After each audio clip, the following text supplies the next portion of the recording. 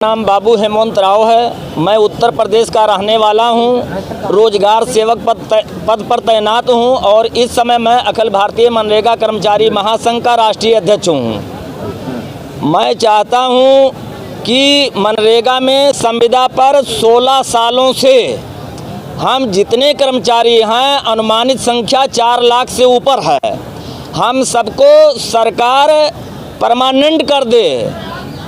हम यही मांग को लेकर के यहाँ आज धरना आयोजित है और धरना आयोजन से पहले माननीय प्रधानमंत्री जी को बनारस 9 जनवरी से लेकर के 1 फरवरी तक पीएमओ कार्यालय तक का ज्ञापन माननीय प्रधानमंत्री जी कार्यालय को रिसीव करा दिया है कि हमारे मनरेगा परिवार कल्याण सेवा प्रमुख के पद पर अखिल भारतीय मनरेगा कर्मचारी महासंघ के पदाधिकारी श्री परशुराम शर्मा जो उत्तर प्रदेश से हैं, पदयात्रा निकाल रहे हैं। मैं ये कॉपी भारत सरकार को दे दिया हूँ और 24 दिनों का पदयात्रा चला।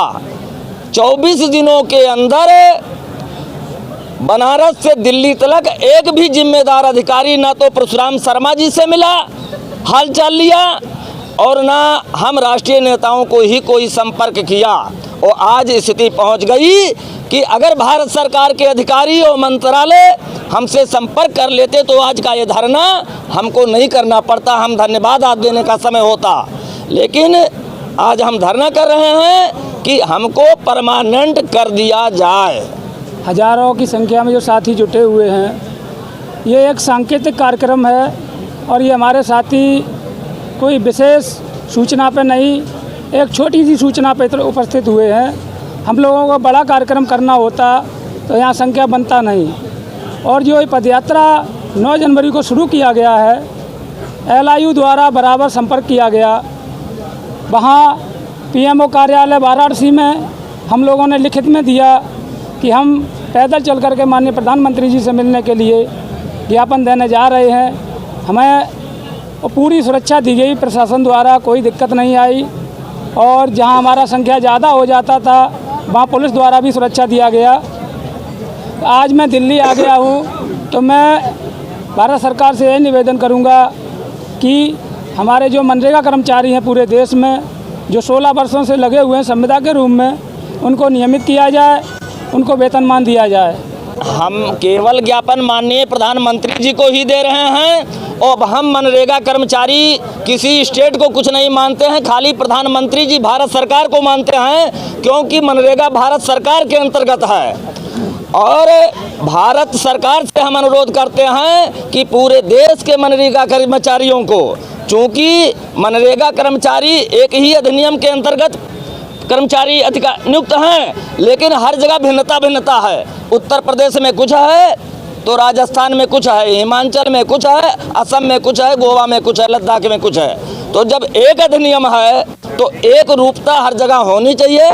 और एक रूपता के क्रम में हम अब कुछ आगे प्रधानमंत्री से नहीं कहना चाहते, हम केवल सब बात भूल करके एक बात कहना चाहते हैं कि वो हमारे कर्मचारियों को सभी जॉब के अंतर्गत जो हैं सबको परमानेंट कर दें। पूरे देश के जो मनरेगा कर्मचारी हैं वो शांतिपूर्वक इस कार्यक्रम को कर रहे हैं और हमारा एक साथी परशुराम शर्मा जी जो गांधीवादी तरीके से बनारस पीएमओ कार्यालय से पैदल 1 किलोमीटर चल के आए हैं, लेकिन अधिकारियों द्वारा कोई भी उनकी बात का संज्ञान नहीं लिया गया है, ना ही कोई वार्ता की गई है।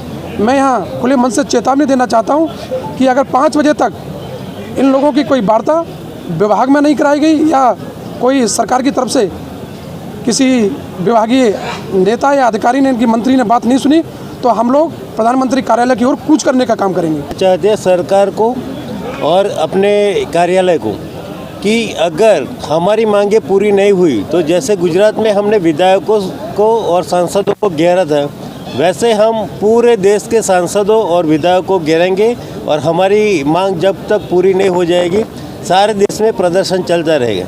मेरा कहना यह है कि 14 वर्ष अपने जीवन के बहुत कीमती हमने सेवा को दिए हैं।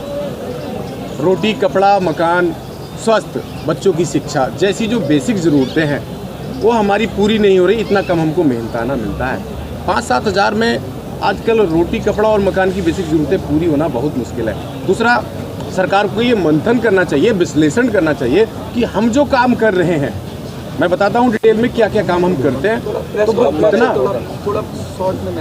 कितना इम्पोर्टेंट कार्य।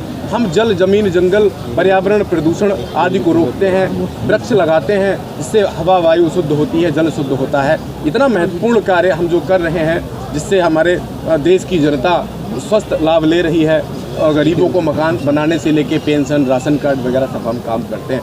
इतनी महत्वपूर्ण योजनाओं को लागू करने वाले कर्मचारी की इतनी निम्न तनख्वाह, तो समझें आप जो योजनाएं सरकार लागू करती है वो ज़मीनी स्तर पर क्या खाक लागू होंगी, जब उसके कर्मचारी का मेहनताना रोटी, कपड़ा और मकान ही पूरा, उसकी ज़रूरतें पूरी नहीं हो रही। धन्यवाद।